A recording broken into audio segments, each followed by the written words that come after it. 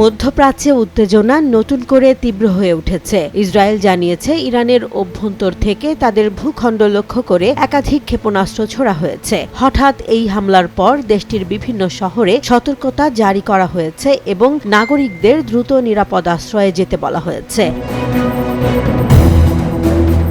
রোববার সামাজিক যোগাযোগ মাধ্যমে দেয়া এক পোস্টে ইসরায়েলি সামরিক বাহিনী জানায়, আকাশপথে আসা এসব হুমকি মোকাবিলায় তাদের প্রতিরক্ষা ব্যবস্থা সক্রিয় রয়েছে। একই সময় দেশটির আকাশ প্রতিরক্ষা ব্যবস্থা ক্ষেপণাস্ত্র প্রতিহত করার চেষ্টা চালাচ্ছে বলে জানিয়েছে সামরিক সূত্র।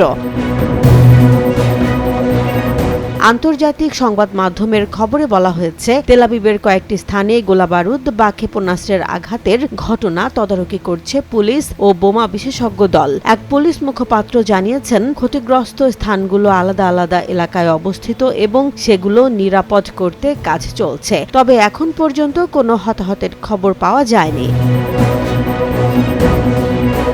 এদিকে উপসাগরীয় অঞ্চলেও উত্তেজনার খবর পাওয়া গেছে। বাহরাইনের রাজধানী মানামায় ভোরে বড় ধরনের বিস্ফোরণের শব্দ শোনা গেছে বলে জানিয়েছে আন্তর্জাতিক সংবাদ সংস্থা। বাহরাইন কর্তৃপক্ষ দাবি করেছে, ইরানের হামলা শুরুর পর থেকে তারা ১২৫টি ক্ষেপণাস্ত্র এবং ২০৩টি ড্রোন প্রতিহত করেছে।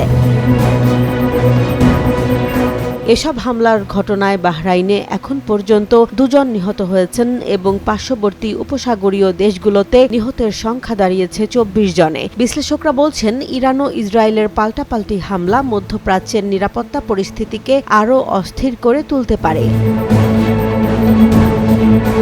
পরিস্থিতি দ্রুত বদলে যাওয়ায় পুরো অঞ্চলেই উদ্বেগ বাড়ছে। সংঘাত আরও বিস্তৃত হবে কিনা তা নিয়ে আন্তর্জাতিক মহলে নতুন করে আলোচনা শুরু হয়েছে।